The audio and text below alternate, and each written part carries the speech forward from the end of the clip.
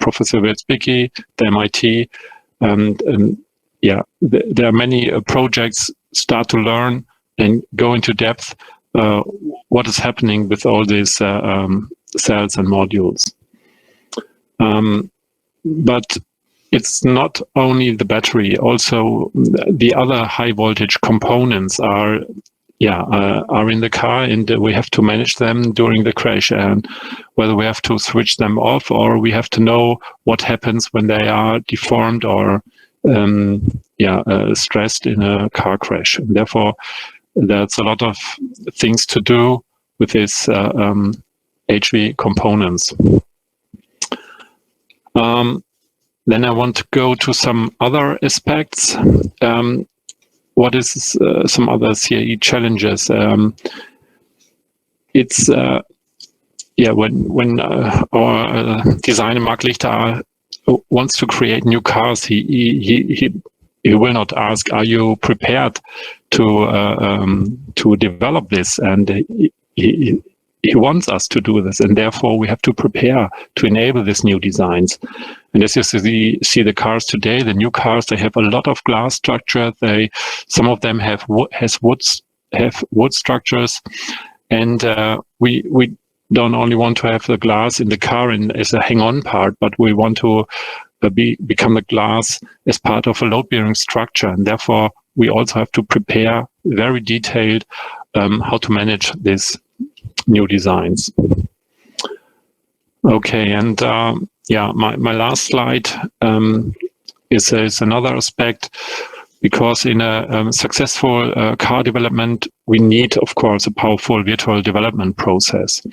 And that is what I meant with a slide before. We have to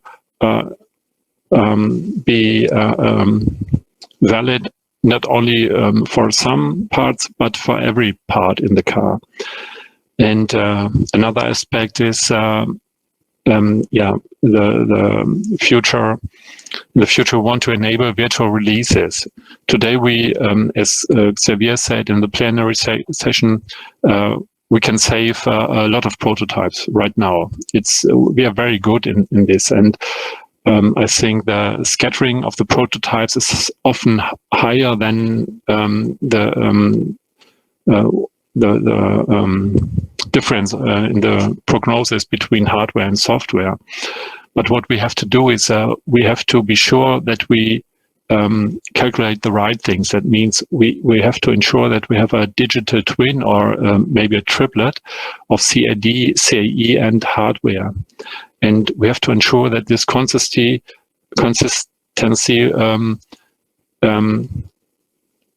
keeps the same over the whole process. That means from pre-processing to the post-processing, where we save our results.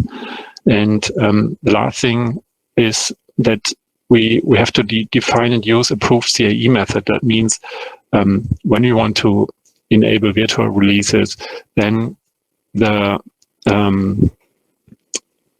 we have to define how the method works, and that means also that not everybody can change the method as he likes.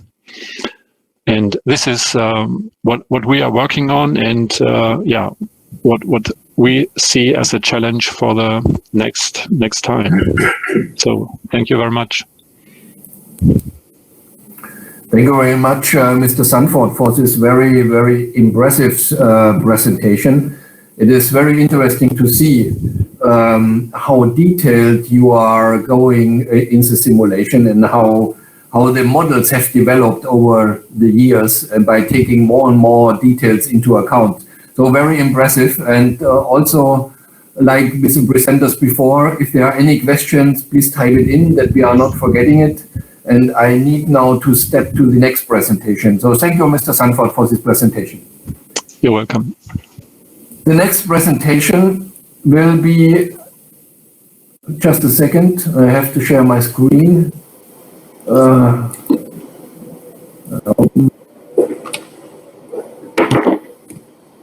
be held by Professor Axel Schumacher.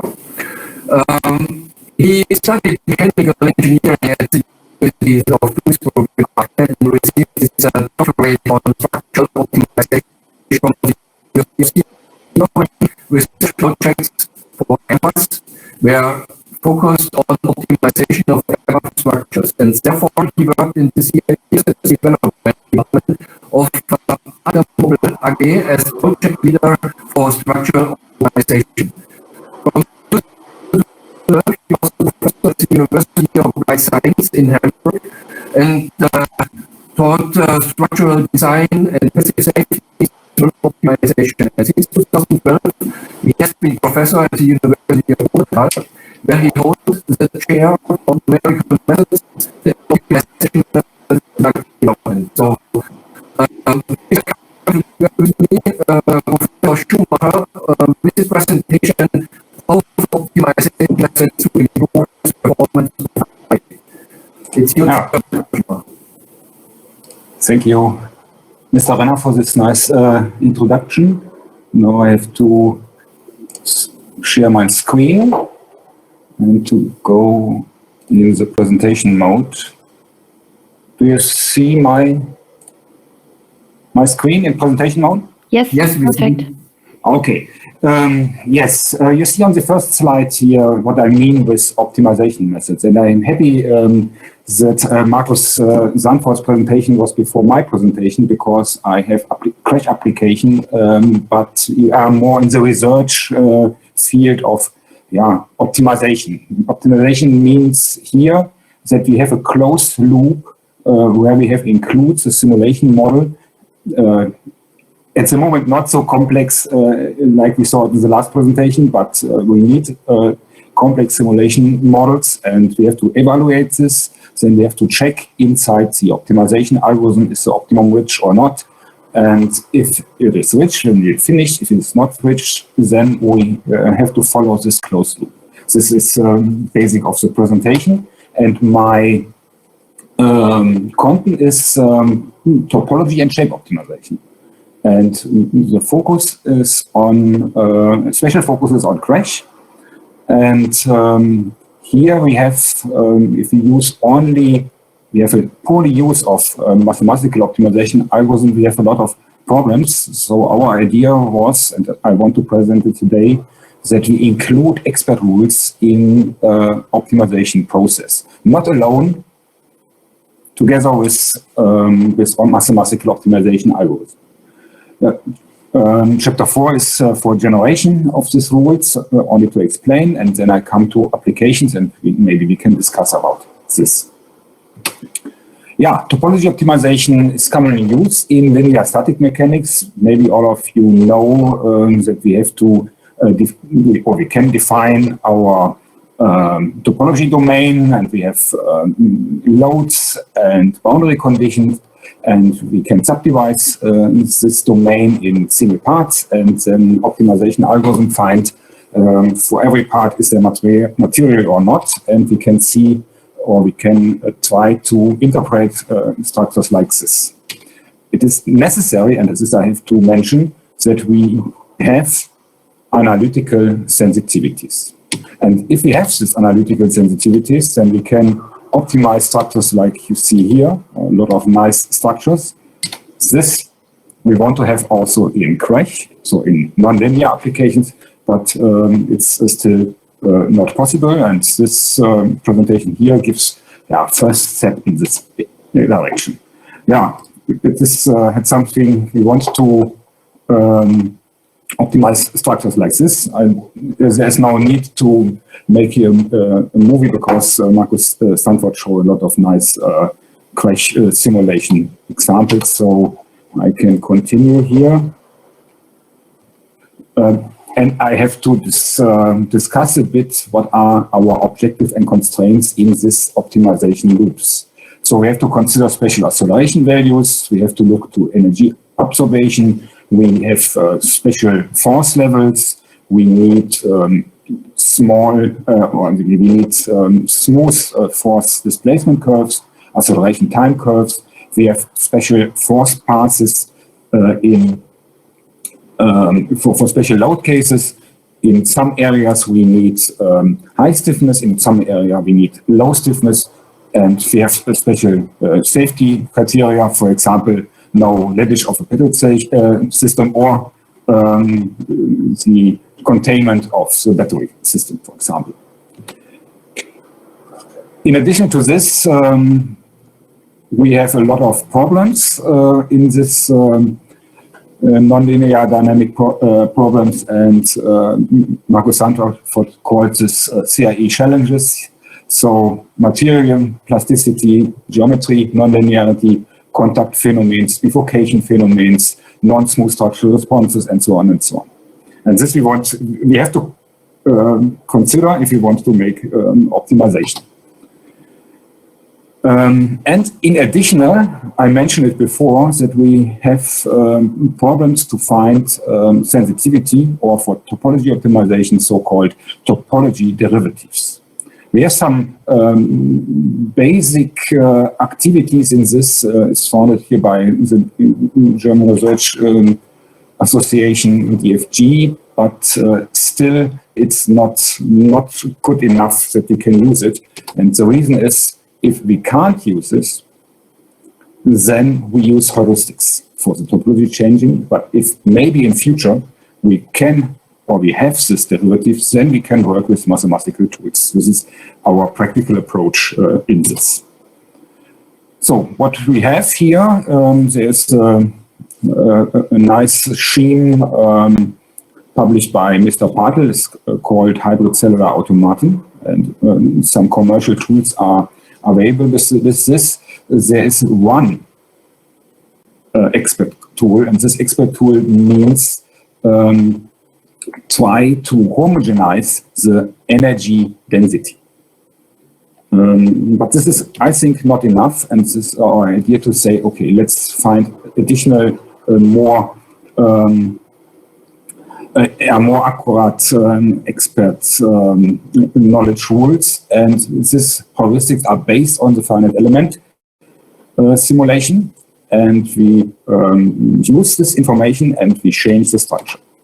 This is a scheme, so we have an inner loop. This is a basic scheme. We have different schemes, but this is a basic scheme. It's easy to explain. It's the reason that I put it in here. We have an inner loop. This is for shape optimization. This we do with mathematical tools. And if we want to change, or we have to change the topology, then we have an outer loop, and this we do with heuristics. These are the heuristics. First heuristic is remove not necessary components. The second is try to support structures who are buckled. Then we have, there's only examples. We have to, for example, here, try to homogenize energy density, or make it simple here, or maybe remove small chambers which you not need, or some dimensioning. So these are examples for these rules, and in the system, these rules are activated in every iteration, and check is this rule able to improve our structure or not. Now we come to examples. This is an example that we show since 8 to 10 years ago. It's an old example, and I come quickly to new examples. This is a rocker, and it again a pole, and the optimization task is to, or the objective is to minimize the maximum force here at the cross member here, and in order to protect the occupants.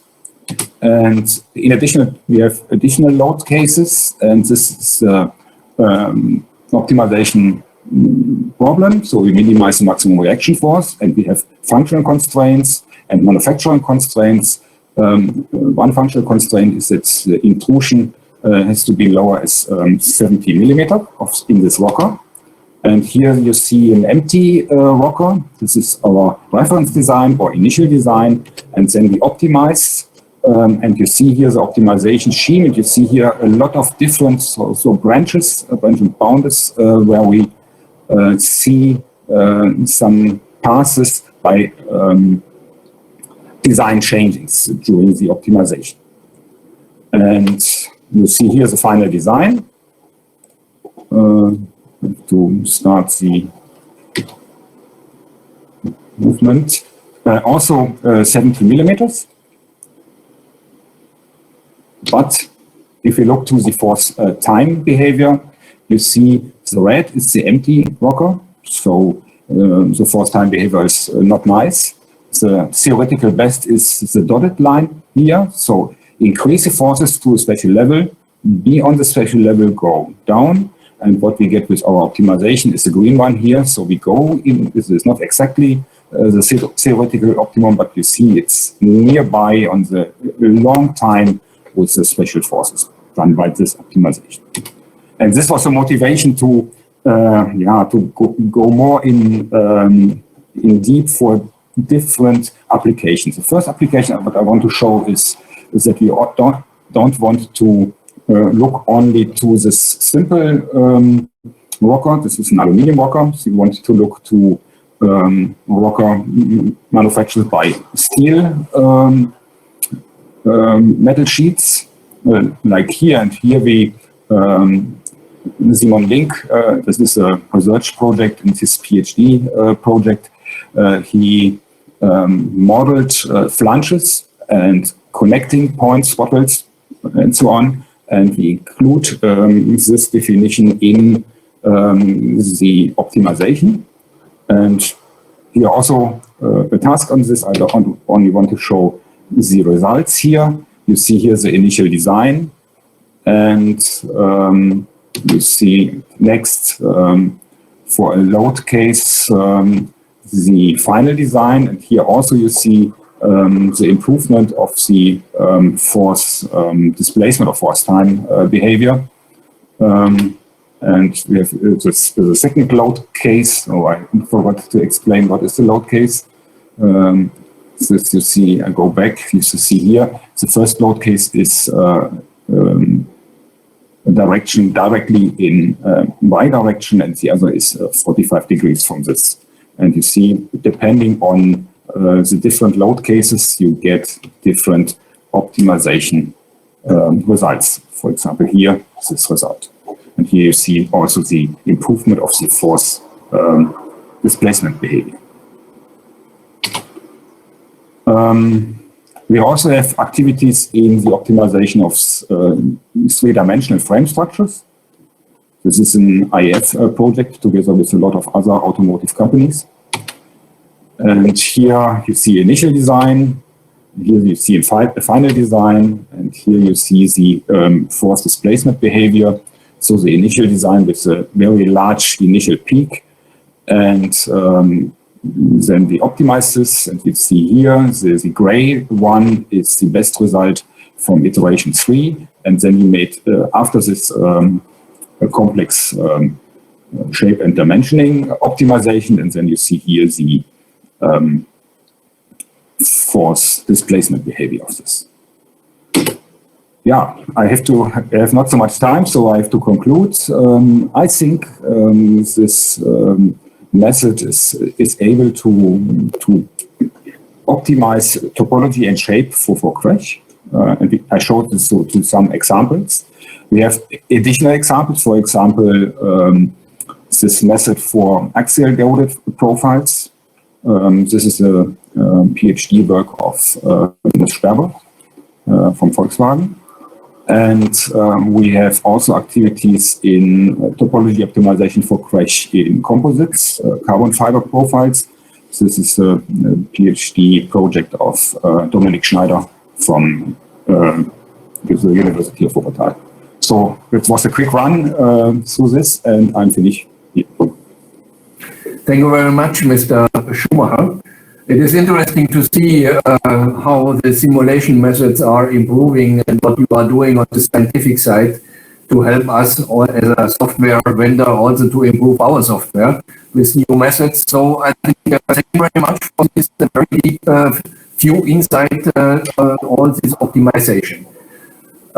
We will now come to the last presentation of this industry session. Let me share again my screen, and here, yes.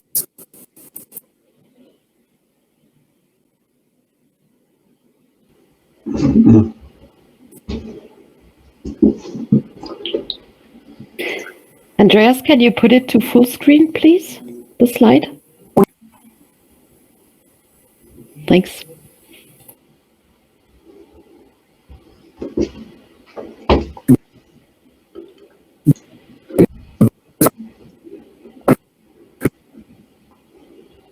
Andreas, I can't hear you. I think it's the same for the others. Yeah.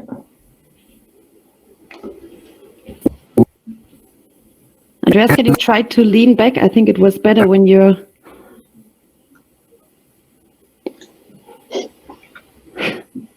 No.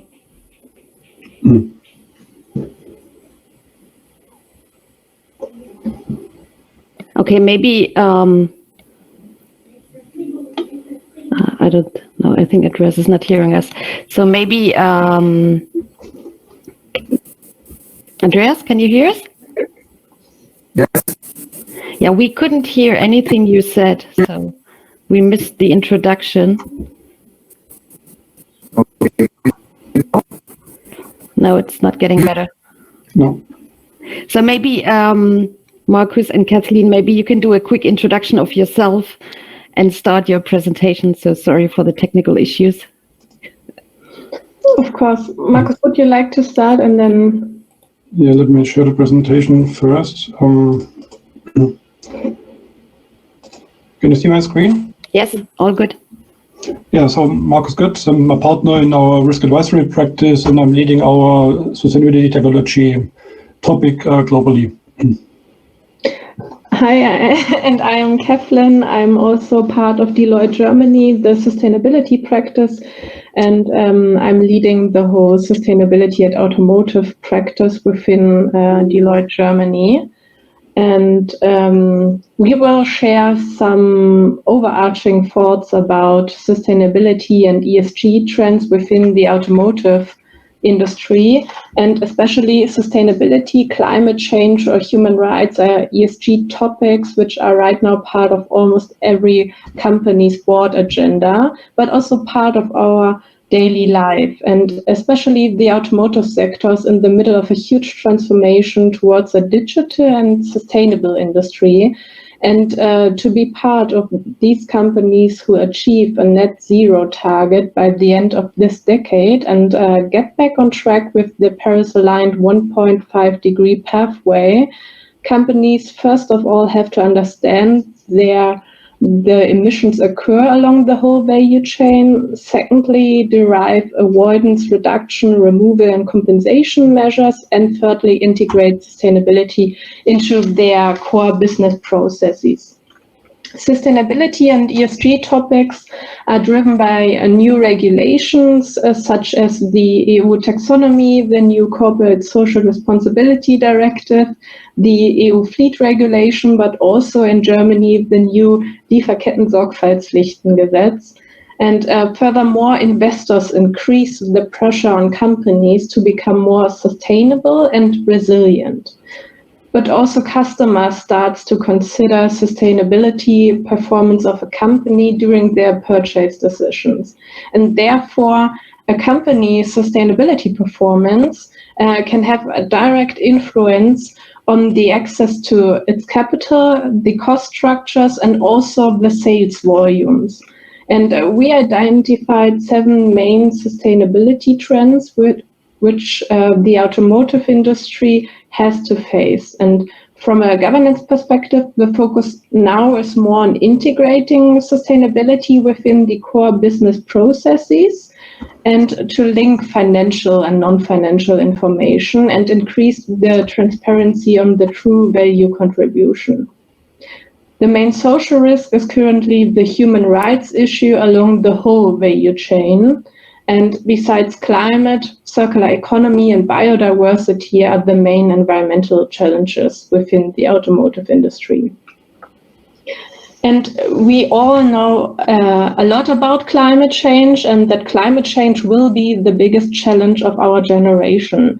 But climate change always sounds so abstract and far away, and maybe, Markus, you can go on the other slide. not only the COP26, which is currently taking place in Glasgow, emphasizes that we are already on a 5-degree pathway. But what is so bad about a 5-degree pathway or a 5-degree world?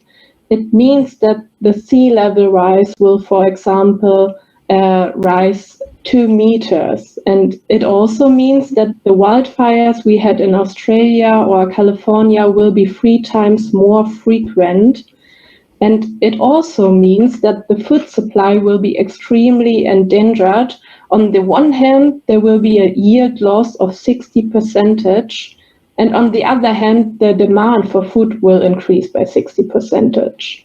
And even if the governments achieve their current sustainability or climate goals, we will end up with a 2-degree world, which will still have an extreme impact on the society.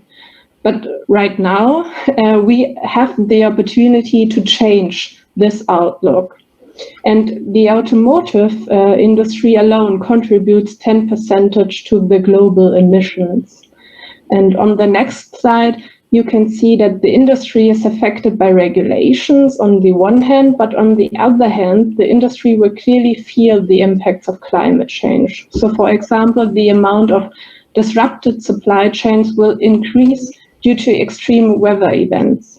All in all, car manufacturers do not only have to reduce their tailpipe emissions, but also have to change their manufacturing processes and reduce their CO2 impact of their purchased goods and services to achieve a net zero future. And today we heard really good examples how you can reduce your CO2 footprint or how difficult it is to reduce your CO2 footprint within some specific components. And therefore, we support our customers on their journey on 3 major aspects. And first of all, we help them to really understand where the emissions occur along the value chain. So understand the climate impacts and dependencies. And secondly, we help them to develop a clear, ambitious climate strategy and to derive and prioritize avoidance, reductions, removal, and compensations measures, and based on a climate impact, feasibility, costs, and time frame prioritization. And thirdly, we help them to embed climate change in their management approaches and reporting processes to be able to monitor and steer their progress. And now we would like to have a deeper look into the carbon footprint of the product, so of the vehicle. And currently, almost all companies have no clear transparency about their carbon emissions of the entire product life cycle for each component, which consider the raw material extraction, the component production, but of course also the vehicle production, as well as the transportation, the energy use, and the end-of-life phase of the vehicles. And the main emission source of vehicles with a combustion engine is currently, of course, the use phase of these emissions. But when we switch to electric cars, which reduces the carbon footprint of the use phase, if the customer is using renewable energy, the focus of the product carbon footprint will shift towards the supply chain, as well as the component and vehicle production. And to achieve a net zero over the whole product life cycle, the supply chain needs to be climate neutral as well. But there are a lot of challenges regarding the data gathering and the implementation of reduction measures. Yes, Magdalene, maybe then I take over here and let's now a little bit dig into the supply chain and the current challenges we're facing there. And I think there are multiple layers. On the one hand side, it's a huge number of suppliers normally supply an OEM. Yeah, we talk about a couple thousand, and then we have certainly the tier 1 suppliers and the TN suppliers, which are even more difficult to get information from. We have the topic of, let's say, the transparency of the supply chain, especially the data which we can get from those supply chain partners. And we see today that still, let's say, carbon footprint data is more calculated on the average data with extrapolations, just in the absence of real data, which is not available. And we also have the challenge that certainly also let's say, the control structure, the understanding, and also the access to information beyond the tier one is a real challenge for OEMs, because there's often no contractual, let's say, setting between the OEM and the TN supplier. So I think this all, let's say, together shows some of the key challenges to really calculate correct CO2 emissions of your entire supply chain. To overcome this, certainly there are ways, and one way is the use of technology and let's say data mastery along everything you do.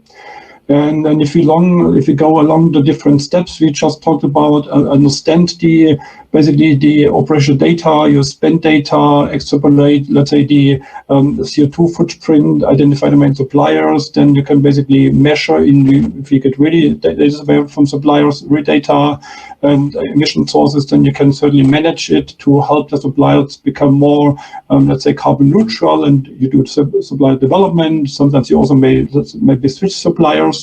And then also basically you can steer and make sure you have an ongoing, let's say, carbon neutral engagement with those suppliers as we go. This is maybe easily said, but in the middle layer we see also this is not possible without technology usage. And we see now a rising number of technologies coming out there. On the one hand side, there are classical carbon accounting solutions that really help you to collect, analyze, and optimize footprints at scale, which is often at the moment done in spreadsheets and with, let's say, certain data from different sources. So there is a solution portfolio around the carbon accounting solutions. Secondly, what we also see in the market is a much more, let's say, new data sharing culture, more from data owned to data shared economy models, to make sure you disclose this information along your, let's say, supplier and OEM network, just to make sure everybody gets access to the data. And let's say going on from this one-to-one to, let's say, many-to-many relationships.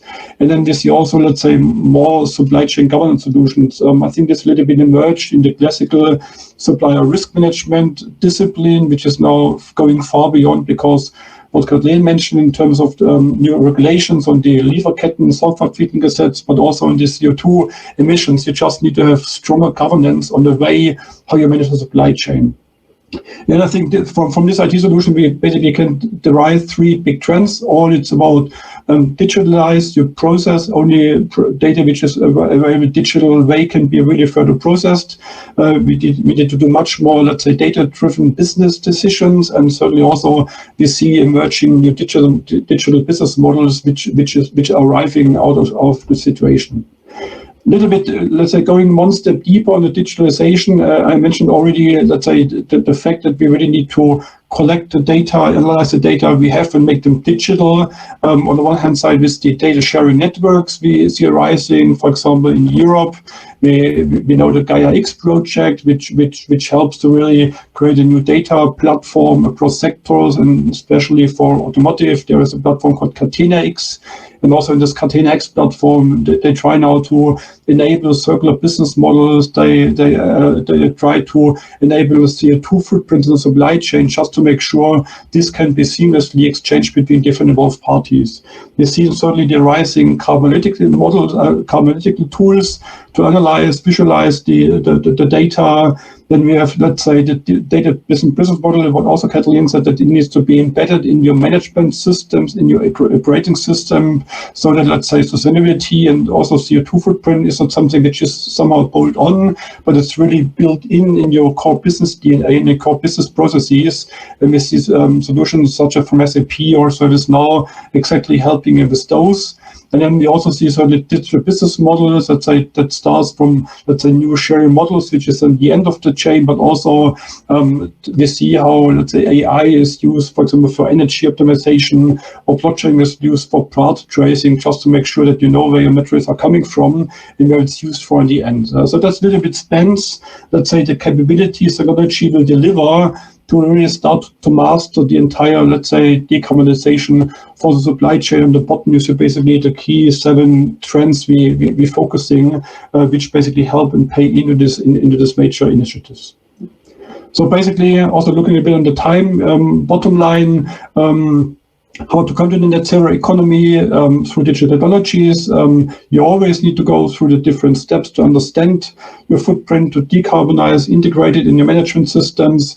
But then really it's a joint action in the market between OEMs, between the supplier structure, starts with certainly responsible raw material sourcing, through using of green energy, low-carbon manufacturing, low-carbon mobility, and then also at the end, reuse materials, infuse your recycling quotes, includes the use of secondary materials. And I think only with this approach, we will achieve a, let's say, decarbonized supply chain and a decarbonized, let's say, auto industry.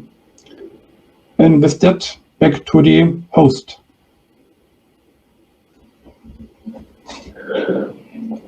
Thank you. Thank you for the presentation. I hope you can understand me now better. We can. Much better. Okay, perfect. So thank you very much. It is interesting to see now also a presentation which is completely different to the presentations before. Yes. So to see somebody who is analyzing the market and to give us an insight on the trends of sustainability. So it was for me very interesting. So I think we are finishing now the automotive session with the presentation, and we are stepping in the round table. And here, I think we need to bring the people on board on the stage who are joining the round table. Welcome, Mr. Dolenga from General Motors, Mr. Banks from Ford, and again, I ask for the colleagues of Deloitte, and also Mr. Gümbel, I hope you are here. Yes, he's coming. Mr. Gümbel, wonderful. Thank you very much. So I hope you are feeling better. I heard you got a severe cold. Yeah. A little bit better. Yeah, I have a cup of tea here, so I think it helps. So you are well prepared. So all the colleagues got an introduction because they have done a presentation. So let me introduce the two colleagues, the one from General Motors and you, Mr. Gümbel, just by sharing the introduction slide. Let me just do it here. So I hope you can see it. Yes. So Mr. Dolenga is the Innovation Manager for General Motors Immersive Technology Lab. And in this role, he combines his passion for computer-aided design with extensive engineering expertise to lead General Motors vehicle development in teams in the adoption of immersive technology. This includes developing immersive experiences comprised of head-mounted displays, tracking system, and analytical software. And Mr. Dolenga has worked for General Motors more than 25 years. And he has also earned 2 OS patents. So welcome on the stage in this round table. The next participant is Mr. Gümbel, who is at the moment Senior Future Mobility Scientist for Future Matters. He graduated mechanical engineering from Stuttgart University, and he was since 2016 Director Virtual Vehicle at Porsche R&D Center in Weissach and Chairman of the Board of Directors of Porsche Engineering in Prague. And he is widely regarded as one of the leading minds in digital prototyping and applied simulation methods for design and functional verification in the vehicle development process.